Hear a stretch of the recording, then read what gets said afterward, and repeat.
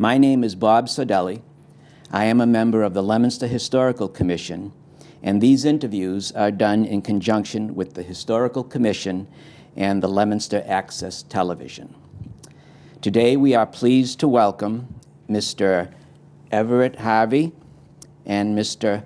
Lester Harvey, both of whom grew up in the Rice Hill section of Leominster. And we're also pleased to welcome Everett's wife, Mrs. Laura Harvey, and their daughter. By the way, Mrs. Harvey grew up in Nova Scotia, which is not in the Leominster neighborhood. We haven't got a sign up there yet. And one of their daughters, Ardith Harvey, who also is watching on the monitor, and she was a very fine former student of mine when I taught 6th grade in Lunenburg. I have to clarify one thing before we begin to the audience. Carl and Jack did not pop me in the eye. Yesterday I was unloading some firewood, and I ended up with a little cut, and that's what the Band-Aid is in the shiner. So that's the story on that for anyone who's wondering what happened. Today, as I said, we are going to focus on the Rice Hill section of Leominster, and in a few moments, Mr. Lester Harvey has an appointment that he has to keep, so he's going to be leaving us, but we'll continue the interview with his older brother, Everett. I'm going to direct this first question to Everett, since he's the senior. Where, for the information of our viewing audience, exactly is Rice Hill? Rice Hill is a steep hill east of Leominster on Mechanic Street, and the Nashua River is at the bottom of the hill, and it goes up through over the top where the Gold Farm is now in business, where you can buy your sweet corn and so forth in the season. It is an area that is really a gateway, if we might say, to the region called Leominster, but it's also strategic in the way the railroad was laid out so that it would go up through the narrows, through the hills west of Leominster. That's the only way they could get up through it and maintain their grade. So it's quite a, I would say, a gateway. It's also a gateway going toward Boston. We have new roads there now, but originally there was a turnpike called 5th Massachusetts up in Fitchburg. It's known on our road map as Old Union Turnpike. That's an extension of Harvard Street going down through across Fort Devens. It was a direct road into Boston. So it's got a lot of history attached with it, yeah. Both from the old days and now today with the new roads.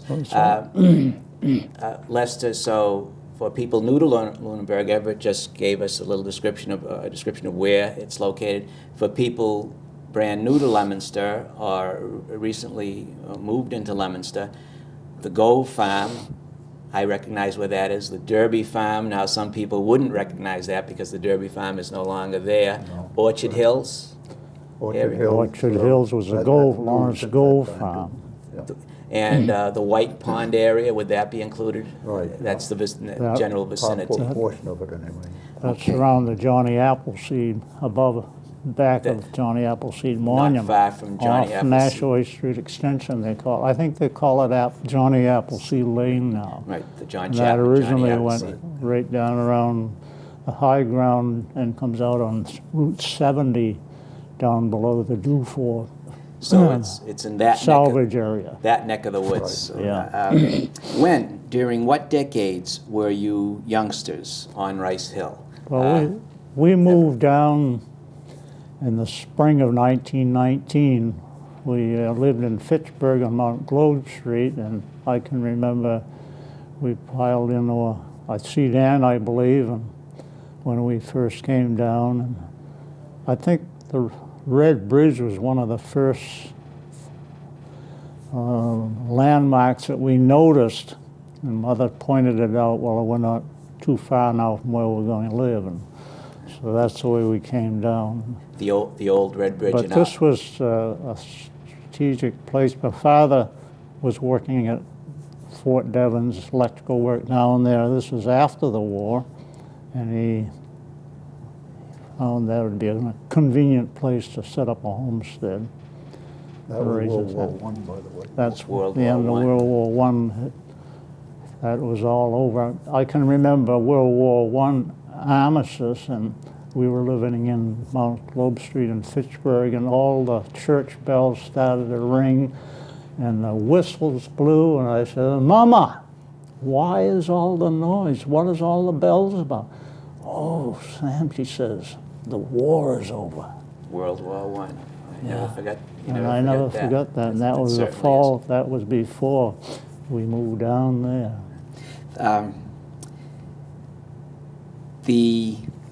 So the 20s. This is 1919, and I started school in fall of 1920. 20. So you were there, and less of the 30s. So your family lived on Rice Hill moved there in 1919. Yeah, it runs up to through the 50s. pretty close to the 70s, I believe. We both are a little 70s. hazy on when it was sold, but we have it written down. But Bouchard was the name of the people that bought it? Not Ron, I forget his first name, but Bouchard, he's the contractor there, the big Sets up construction foundation forms and pours foundations. The Harvey family was on Rice Hill for a long time, Yeah. an extended period of Good time. 50 years, I A think. good 50 years. Yeah. We talked a little bit in our conversation before the interview about the origin of the name of Rice Hill. Some neighborhoods in Leominster, the name is obvious as to its origin. South End, that's directional, the west side. French Hill, there were a lot of people who had a French origin, people of French origin. But Rice Hill, we talked about this, and we're not sure. That's something that we'll have to perhaps ask the Historical Society, or perhaps it's I personally, the climate, I don't think there was a lot of rice growing around here, but perhaps it's a family name. And I sort of think that's what it might be. I know King's Corner, I wondered about that, and that was a surname. That was a family name. So Rice Hill. What did the neighborhood look like then? Was it houses? Across from where we were, there was a wonderful, excuse me, pine woods. So I don't know how, I would say original pine, because they were pretty good size, or some hemlock up in some of the humps there, the kind of gravelly hilltops. But that, I think, was logged off about 1924. And they had quite a setup there, and quite a lot of brush and so forth, and then somebody would come in and cut the brush and pile the cordwood. And I often remember pine, of course, grows takes a lot of room and a lot of different shapes. So some of that wood that was piled up, it was piled so loosely that I think if you really repiled them snugly, you'd never come up with a cord of wood. But anyway, that's the way they... During the fall, our dad used to go up there and cut the hardwood for the stove and the furnace wood. We burned wood for... We hauled that down on a bobsled originally. 20s, yeah. So it was Rice Hill. It's still... But I've never seen farm any area. reference to rice or to white. But Right, White's corn is prominent, and originally the evidence there that they had a grist mill. I somewhere saw a picture of photos of buildings in that area, but I can't remember where it was now.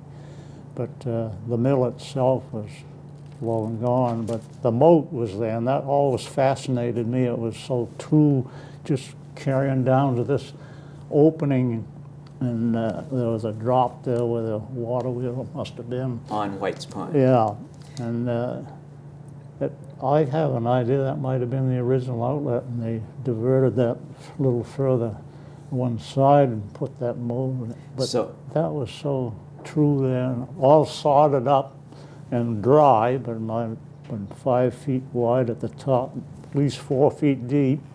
So as a child, you remember Yeah, seeing these that? things, we used to ice up there, and when we finally built an ice house, my father put up an ice house, and we'd cut ice up there and haul it Harvest ice down. in the winter Yeah. for refrigeration It purposes. wasn't too long after that where ice was being peddled around, so we didn't bother harvesting. So the No. Rice Hill area was, and it still is fairly rural. Yeah. But it was naturally more rural at that time. Right, You right. had It some was neighbors. basically farmland at But that basically time. farmland. Right, It's about a quarter mile Johnny Appleseed's monument, and then going out the other way on Nashway Street toward North Leominster, at Lawrence Street, there's a little plot there that been there since I can remember and didn't realize what it was till several years ago. But it's the first cemetery in Leominster. Ah, And it's, at that time, it was all maybe a 20-foot square wire fence around it. was, There were a lot of briars, but I never. Was it an found old out. I family? never examined it enough to see if there's any stones or anything in there. Perhaps an Who old was buried there? family plot, perhaps? Yeah. Well, because the area was settled, the Whiting Gate place out beyond Johnny's Seed Market on Nashway Street. That's one of the old. I think I read, looking up the history in the library, that was about the third oldest house in the Whiting Gate. Leominster. But White's Pond, I just think that perhaps that was the first grist mill, Could which would be the natural first mill built, because I read about it in Nova Scotia is the same way. They were very punctual in getting a grist mill going and To grind the to corn. grind the grain so they Grains. could get their Bread. feed the people Yes. that were coming in. I'm gonna have to leave. Just Probably now, we- Everett, I'm going to Yeah. interrupt for a moment. Lester has to go. I just have to ask you Okay. a couple of questions. You had an interesting way, and now today, contrast between then and now, we have bicycle shops, and we have all these 50, I don't know, 10-speed bikes are passé, I guess now. They're, how did you had an interesting way of getting your bicycle in Well, there those used to days. be the old Leominster dump, which was on Mechanic Street, and that's all filled in now. It's in the top covered and everything, but there used to be an awful lot of old parts for bicycles and strollers and that type of thing that were dumped in the dump, and we used to pick up some of those and put the various parts together for our bicycles. And it had rubber tires, there was no fenders or anything on them, a set of handlebars, but we could make up whatever we had a need for and use those as... So reduce, reuse, recycle is not a new Right. thing. Right, And then also, as I mentioned, baby carriages and strollers. There was the baby carriage factory there in Leominster, and they used to throw out a lot of the components for baby carriages. So we'd pick up those and put the things together for people that had a need for baby carriages. That's. I wish. I know you have a commitment. You have to go to an appointment. Is there any one last thing you would like to mention of your memory, from your memories of growing Well, I up think on Rice? basically it was a typical rural family, and our dad always was a provider. He was an electrician, and he always worked. He had his own garden where he grew the vegetables and everything. He had a 5-acre piece of land, and in the earlier days, they had a horse and buggy, which my mother used to drive into town whenever she needed anything. And then we had a cow. We always raised chickens. She'd make her own butter from the milk from the cows, and so it was pretty much self-sufficient. And whatever we had to have, we used to buy in stores in Leominster. But we always had plenty to eat, and a good part of it was vegetables and fruit from the gardens, and my mother used to can those, and it'd last us through the whole summer until the next fall. It sounds like a wonderful It was a wonderful upbringing. bringing up, and I have a lot of credit to give to my parents for the way I've turned out, really. Turned out very well, excellently. Yeah. Thank you very, very much. Okay, Lester. I wish I could stay longer, but yeah. We appreciate Nice it. meeting and, you. Nice meeting you, sir. Yeah, okay, Okay. good enough. I'll unhook you somewhere.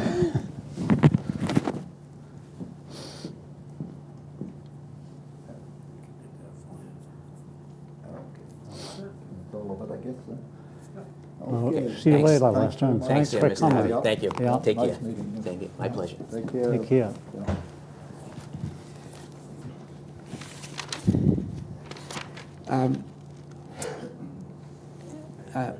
Everett, can you tell us something about, a little bit about that ice harvesting that came before the Iceman Yes. delivery started? Because Well- that's certainly something that isn't done today. Yeah, well, my father got most of his stones and built an ice house, mostly built into a bank. So he put field stone walls up for the support the roof. And then we'd pile the ice in and bring in sawdust and just so that there'd be quite a distance, a foot or two, maybe 18 inches or so. You'd put sawdust, hopefully all around that ice to preserve it. That would insulate But, it from... But we used to haul it down with, well, we had a tractor. At that time, it was kind of a build-up tractor, I think.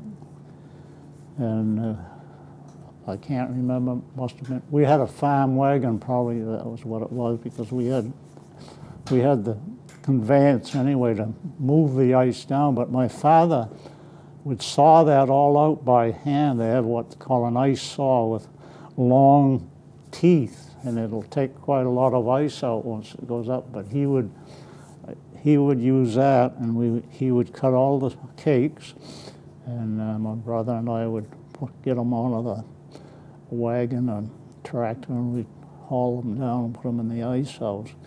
But ice then, of course, they had ice cutters that were really a series of chisels sticking down, and it was drawn by a team, and they had a guide to, if you made one mark, well, then the guide would ride on, and then that would give them the distance they wanted and the size of ice.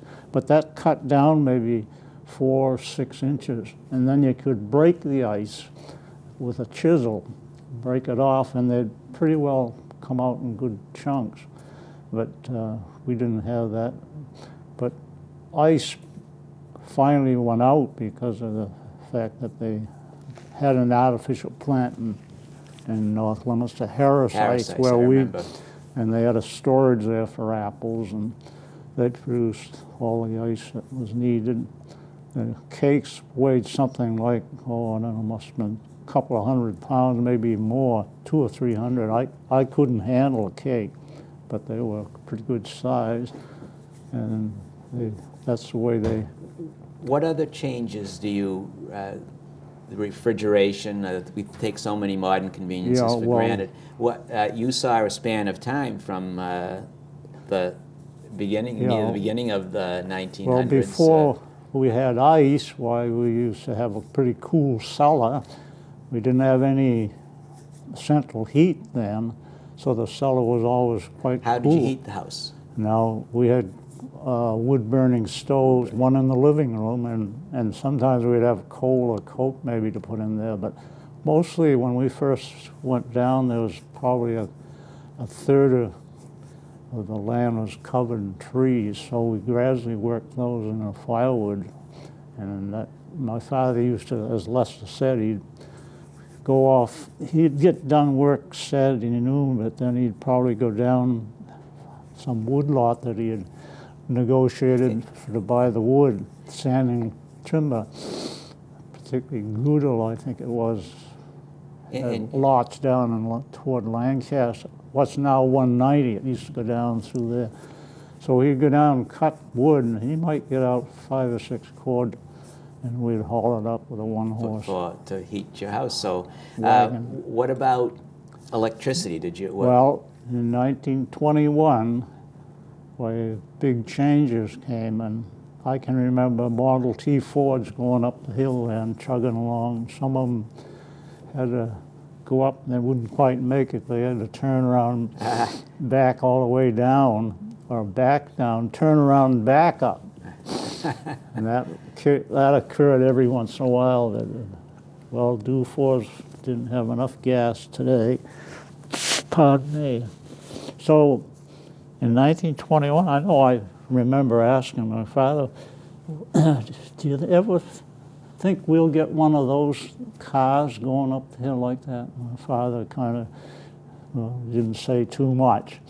But in 1921, he came out driving home with a runabout Model T Ford. That must have been exciting for you kids. You just come up the steep driveway, the lower driveway is quite a little climb, and it stalled right about the time he got up the top. And he had quite a little time getting it going, but it started up anyway. And had I think Piper was with him. He was working with him, electric work. Now your Piper, Mr. Piper was an electrician. This Your is dad was William Piper. William Piper, and your father Yeah. was an electrician. Yeah, and I they know, worked together on McCarty's electrical company then. and many of the older houses in Leominster Oh, were yeah. wired by Yeah. your dad. Factories, a lot of the houses, and a lot of the new ones that were going up in French Hill, particularly, they're deckers. And you helped Yeah, as a yeah, young he kid. used to take me up just to hold the wire, or hold one end while he Yeah. pulled the wire through it. What about a telephone? No, telephones, we didn't get one of those for some time, but we got electricity in 1921, and I think then we got steam heat in, and the Wasp brothers came down and put that in. And then, of course, we had electric lights by that time. But They didn't have we had to have a line from the street. They finally got it down. Prior to the electric Yeah. lights, as a young kid, what kind Well, there of was always lamps. lamps? Kerosene? And, yeah, kerosene lamps, and they always had to be cleaned. But for a year at least, we used lamps.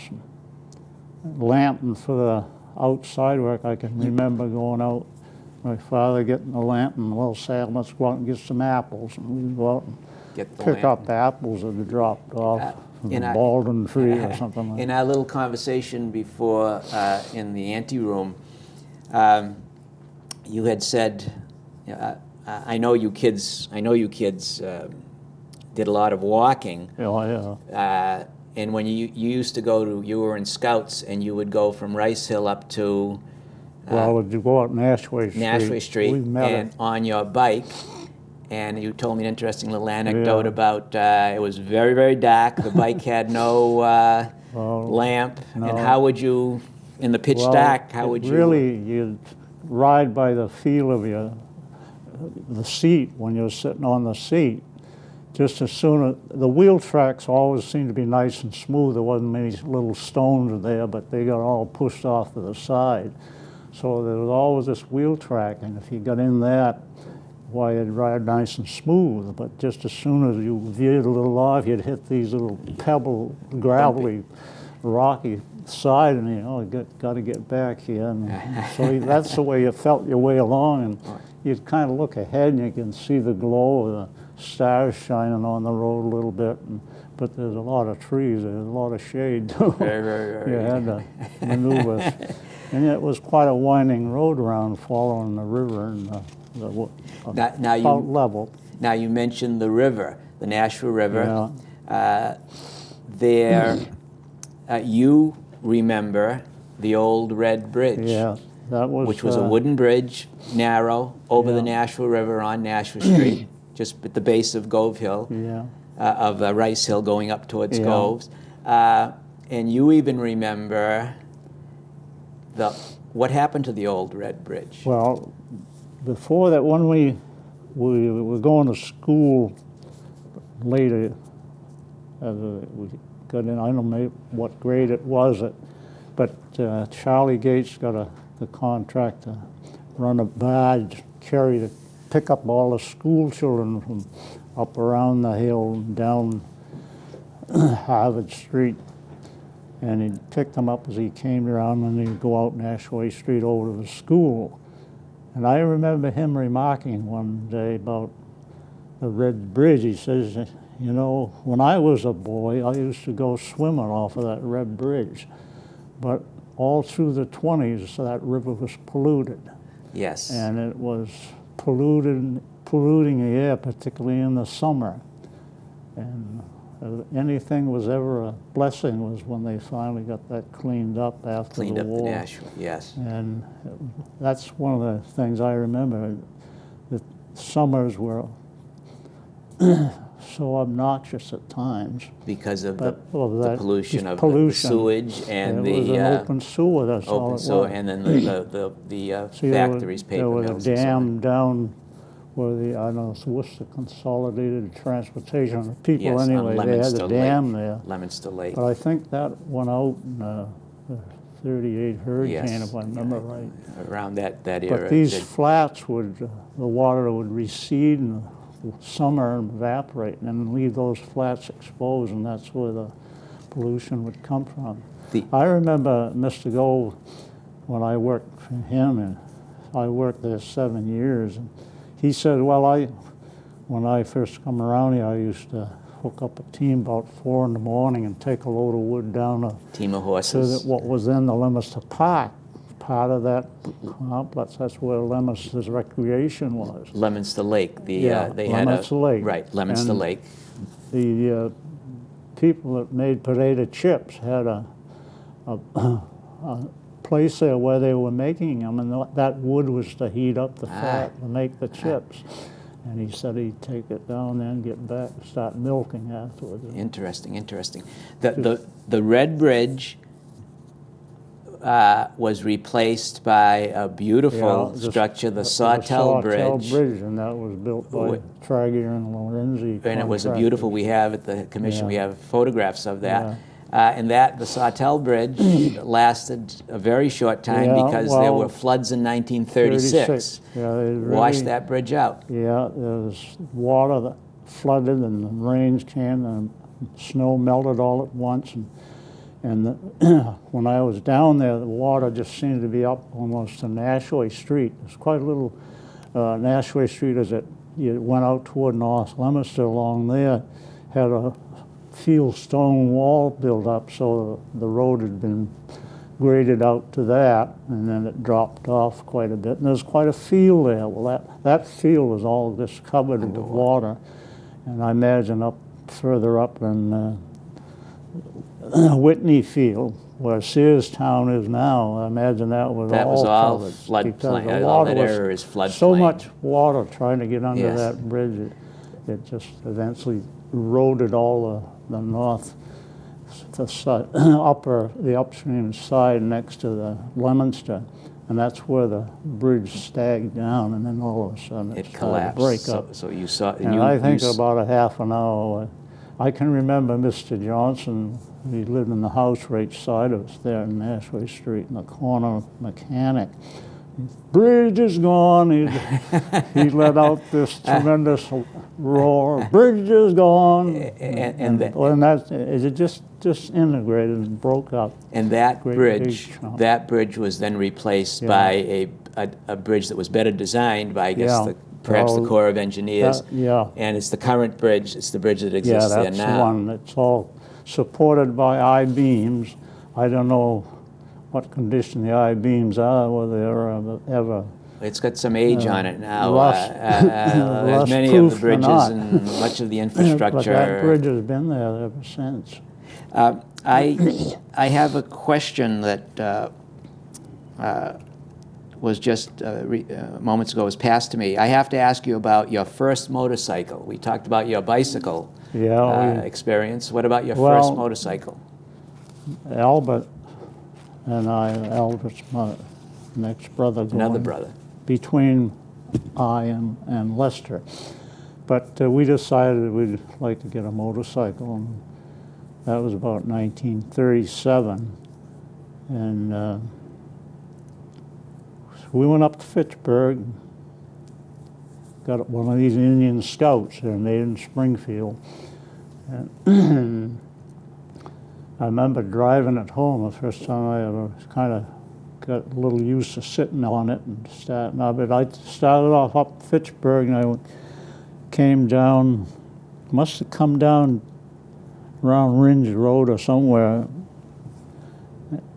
and got out where I'd pick up 13. I think 13 had been built in the early or middle 30s. That had been extended over to 2. Well, I got on 2 and then 13. I remember it took me quite a while, but I finally drove down. But so Albert he drove it when we took it to work. He was working at Derby's. I was working over at Go's. But I remember one day I was riding that motorcycle, a pretty straight stretch after you got over top of Rice Hill, headed toward a line there, and I opened it up, but I had quite a turn, and you kind of dropped around. I got down there, and before I could get my speed down, I was way across here, and I probably just missed the post about 4 feet. And I decided then, well, I don't know, the motorcycle's for me, but anyway, it wasn't too long after that we got interested in rototillers. That was safer. more our speed. So I think we finally sold that. And you wouldn't have, well, I know in those days you didn't wear helmets No, riding well, motorcycles. we just had a cloth helmet. And you don't have to wear helmets working rototillers. No. Well, I'm glad that you missed that poll. Just thinking that you and your family, you remember before there was a Route 2. Yes, you see. Before there, of course, was an I-190. So you remember that era?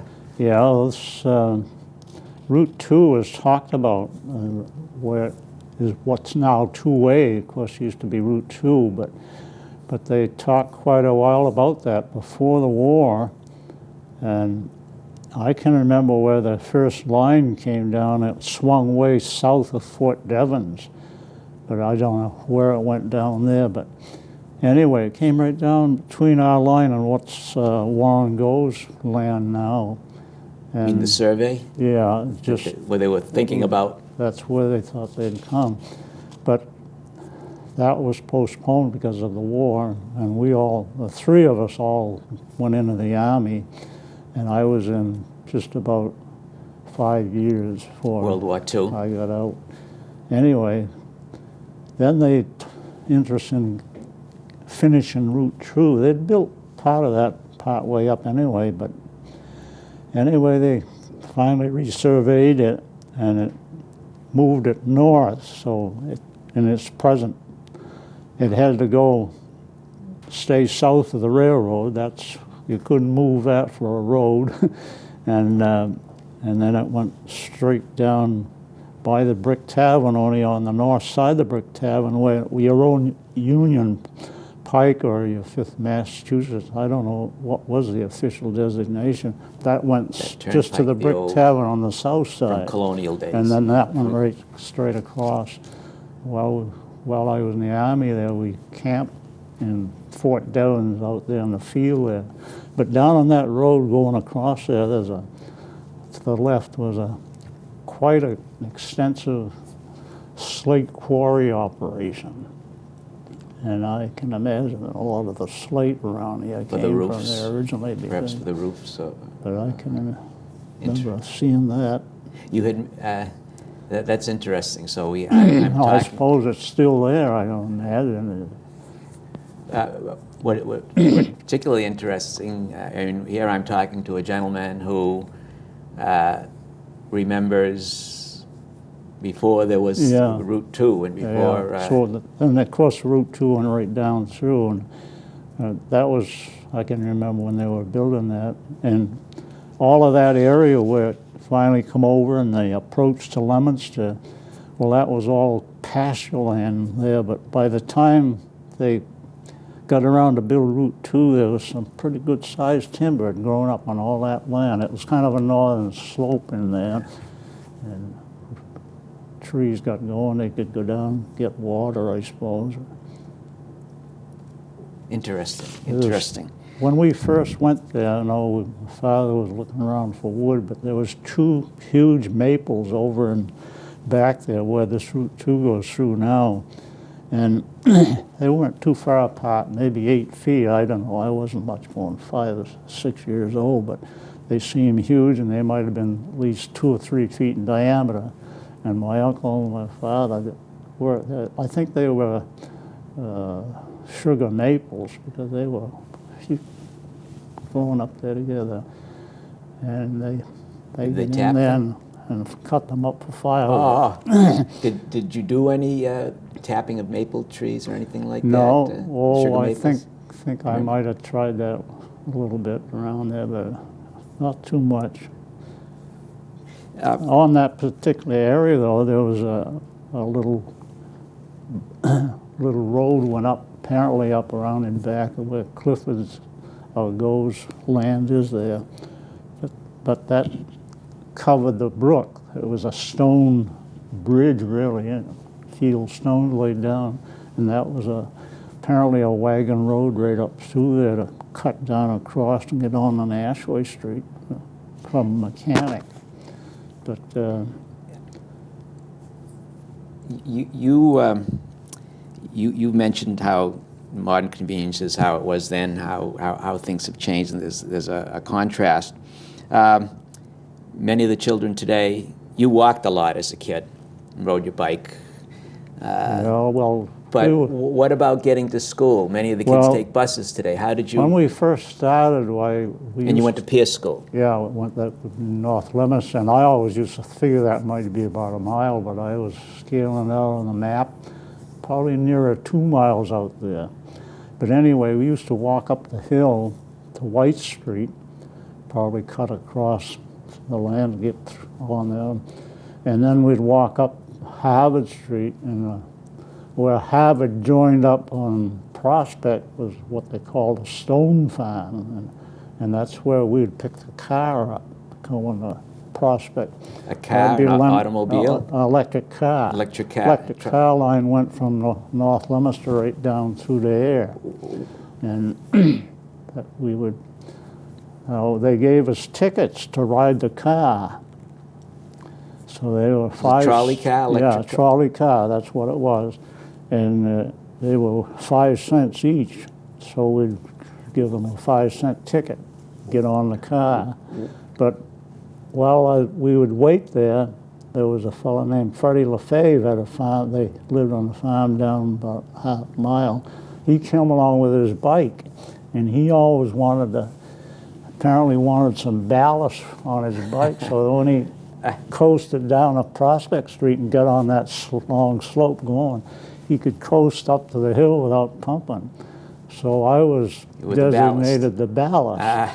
So I'd get on his carrier there, and away we'd take off, and he'd pump just as fast as he could get over that first little hump there by it was Nutting's place right side of it.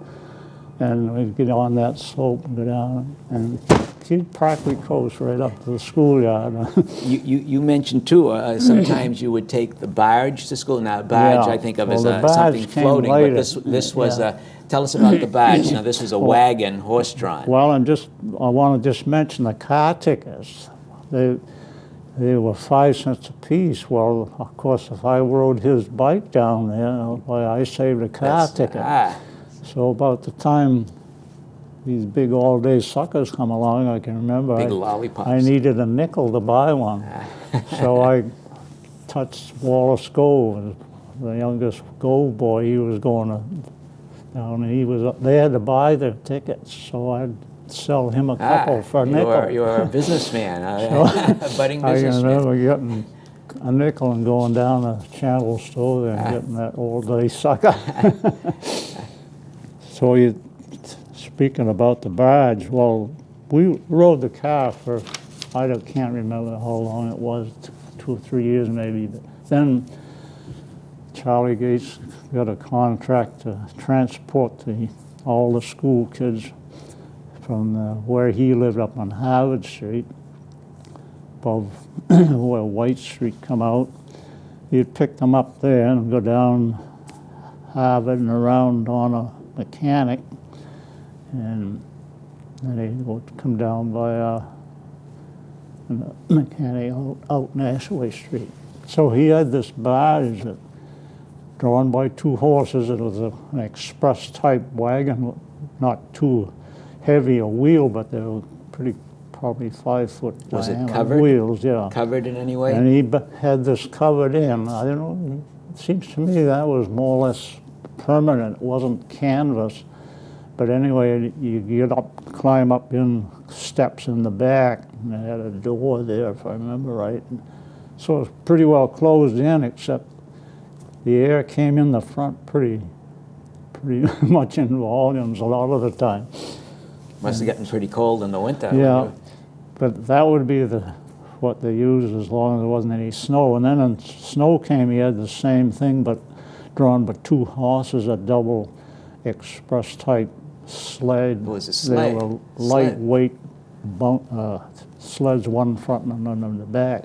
Now I remember he added, blacksmith add on about 3 more feet so you could get another seat or 2 on there. And you'd have to climb in under the canvas he had on there to get into those seats. The barges, if I remember right, we sat along the side, back to the outside.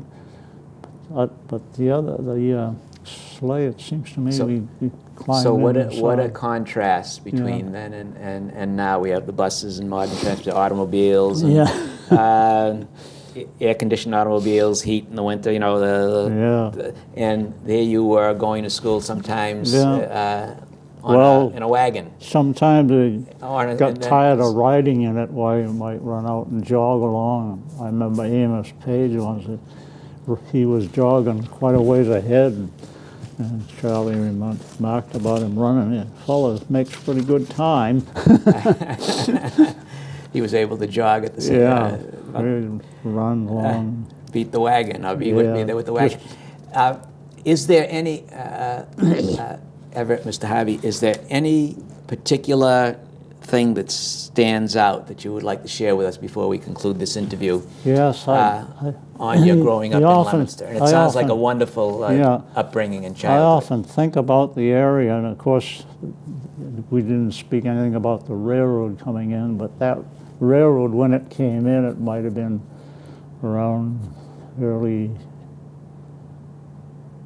third of the 1800s or something, when railroads began to expand. By the time Civil War came on, while railroads pretty well were what really won the war for the Union, I think. Very significant. Because they were the means of transportation, where the Revolutionary War was fought more or less by ships. Yes. Who had the most ships at the strategic place? Well, that's what happened down in Yorktown. The French had joined and they had ships. But anyway, I can tell you railroad I can tell you love history. Yeah, and the railroad, I read about it, and there's quite a lot of controversy on how they could get around. They wanted to, some of them wanted it to swing around, come up through Leominster, and others didn't want it, they wanted to come up. But anyway, the people that decided on North Leominster, and I don't know when the New York, New Haven finally got into Leominster, or it was afterwards probably, but Leominster had 2 railroads systems. And anyway, but the road, they always picked see where the way the turnpike came, they came through here because that was a strategic place to hit that gap, what they call the Narrows, getting up in the garden there in the Westminster area. And so that's the way they routed Route 2. They followed more or less the same route the turnpike came. And then they decided that Rice Hill didn't have enough roads down there, so they put 190 up so and practically Yes. bridged the whole hill. Yes. Only Yes. it was going north-south instead of east-west. So that was a That's a significant change. Well, Everett, Mr. Harvey, I wish to thank you, and Yeah. You can call me Lester. Sam. Everybody else does. Sam. Yeah. I want to thank you, and I want to thank Lester, and I want to thank your beautiful wife and your beautiful daughter who are watching this. I'm one of my former students, and for sharing your experiences of growing up on Rice Hill. And finally, I wish to thank the viewing audience for their attention and for watching. Thank you very much. Well, one thing I'd like to add was I think you asked me what is outstanding to me and happened down there. And I think the outstanding event that happened was the cleaning up of the Nashua River. Because before that, it was just an unsavory atmosphere that we lived in. And cleaning that river was a big help in the creation of all of these shopping centers that we have now over in Whitney Field, which couldn't have been possibly put up beside that river the way it was when we lived through the 20s and the 30s. And we owe it all, I think, to a lady down in Groton that really started public opinion. And was it started? Forced people in government particularly to start obeying the laws that we had to clean up instead of discarding everything. And the dump is the same way. They have to dispose of things now in a fashion that doesn't pollute your neighbor. And that's what happened in those days. And thank you, and I appreciate Thank you very much, your sir. program. Thank you very, very much, Mr. Harvey. Thank you. Sam. Yeah. Thank you. Yeah.